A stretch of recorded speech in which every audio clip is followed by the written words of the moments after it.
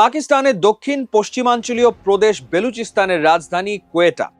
হঠাৎ এক ভয়াবহ আত্মঘাতী গাড়ি বোমা বিস্ফোরণে কেঁপে উঠল সেনা সদস্যদের বহনকারী একটি ট্রেন। মুহূর্তের মধ্যে প্রাণ হারালেন অন্তত ২৪ জন, আহত অর্ধ শতাধিক। চাঞ্চল্যকর বিষয় হলো, এই হামলা ঠিক তখনই হলো যখন পাকিস্তানের প্রধানমন্ত্রী শাহবাজ শরীফ বেইজিংয়ে চীনা প্রেসিডেন্ট শি জিনপিং এর সাথে বৈঠক করছিলেন। আন্তর্জাতিক সংবাদ মাধ্যম আল জাজিরা বলছে, এটি কোনো সাধারণ হামলা নয়, এর পেছনে রয়েছে গভীর ভূ রাজনীতি এবং এক রক্তাক্ত ইতিহাস। কিন্তু কেন হঠাৎ বেলুচিস্তানে এই বিচ্ছিন্নতাবাদী সহিংসতা এত তীব্র হয়ে উঠল? কেনই বা তাদের মূল টার্গেট পাকিস্তান সেনাবাহিনী আর চীন? আজকের এক্সপ্লেইনারে আমরা আল জাজিরার প্রতিবেদন থেকে এর পেছনের আসল কারণগুলো বিশ্লেষণ করব। কোয়েটার এই ট্রেন হামলার দায় স্বীকার করেছে বেলুচিস্তান লিবারেশন আর্মি বা বিএলএ। এটি বেলুচিস্তানের সবচেয়ে বড় এবং উগ্র বিচ্ছিন্নতাবাদী গোষ্ঠী, যারা কয়েক দশক ধরে পাকিস্তানের কেন্দ্রীয় সরকারের বিরুদ্ধে যুদ্ধ করছে। বিশেষজ্ঞরা বলছেন, সাম্প্রতিক সময় বিএলএ এর হামলার ধরন অনেক বদলে গেছে। তারা এখন আত্মঘাতী স্কোয়াড, বিশেষ করে মজিদ ব্রিগেড ব্যবহার করছে। ইউনিভার্সিটি অব ব্র্যাডফোর্ডের অধ্যাপক ইউনুস সামাদ আল জাজিরাকে জানান, আফগানিস্তান থেকে মার্কিন সেনা প্রত্যাহারের পর সেখানে ফেলে যাওয়া অত্যাধুনিক অস্ত্র এখন এই বিদ্রোহীদের হাতে চলে এসছে, যার কারণে তাদের আক্রমণের তীব্রতা অনেক বেড়েছে। প্রশ্ন হলো, বেলুচদের ক্ষোভের কারণ কি? ভৌগোলিক দিক থেকে বেলুচিস্তান পাকিস্তানের বৃহত্তম প্রদেশ হলেও জনসংখ্যার দিক থেকে সবচেয়ে ছোট এবং এটি পাকিস্তানের সবচেয়ে দরিদ্র অঞ্চল। অথচ এই মাটি, কয়লা, সোনা, তামা এবং প্রাকৃতিক গ্যাসে সমৃদ্ধ। বিএলএ এবং বেলুচ জনগণের অভিযোগ, তাদের এই বিপুল প্রাকৃতিক সম্পদ থেকে অর্জিত রাজস্ব অন্যায়ভাবে ইসলামাবাদে পাকিস্তানের কেন্দ্রীয় সরকার নিয়ে যায়।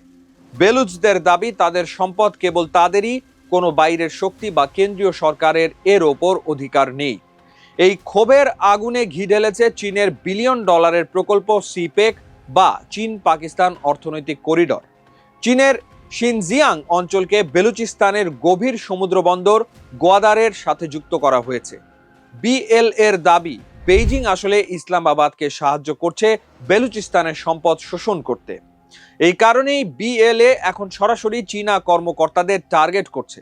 তারা এর আগে করাচিতে চীনা কনসুলেট এবং ভাষা কেন্দ্রেও আত্মঘাতী হামলা চালিয়েছে, যার ফলে পাকিস্তান ও চীনের অল ওয়েদার বা চিরদিনের বন্ধুত্ব এখন বড় নিরাপত্তা ঝুঁকিতে পড়েছে। তবে আল জাজিরা রিপোর্টে যে নতুন এবং সবচেয়ে চমকপ্রদ তথ্যটি উঠে এসছে, তা হলো রেয়ার আর্থ মেটাল বা বিরল খনিজ।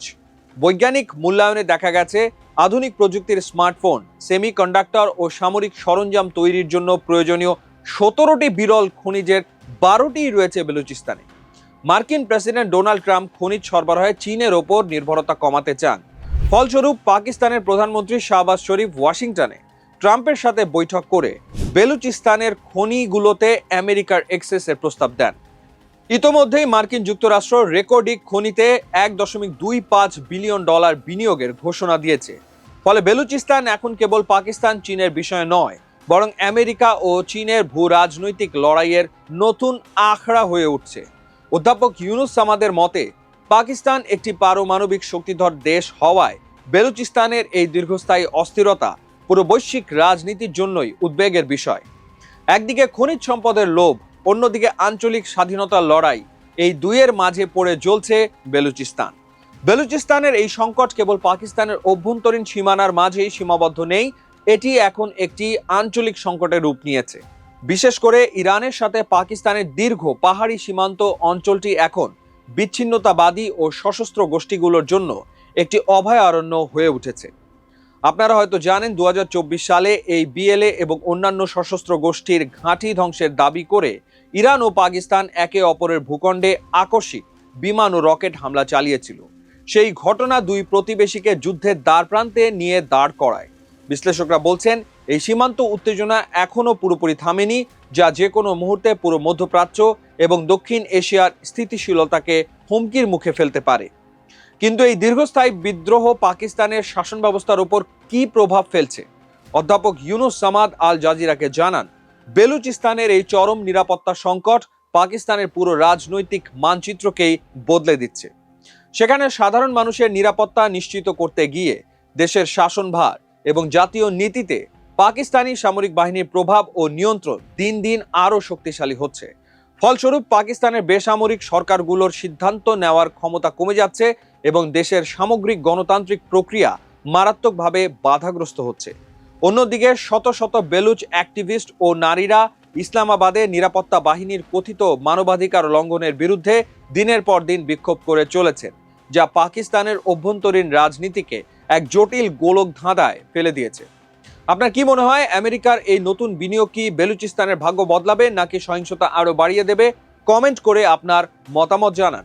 ভিডিওটি তথ্যবহুল মনে হলে লাইক ও শেয়ার করুন এবং আন্তর্জাতিক রাজনীতির এমন আরো ভিডিও পেতে চ্যানেলটি সাবস্ক্রাইব করুন। ধন্যবাদ।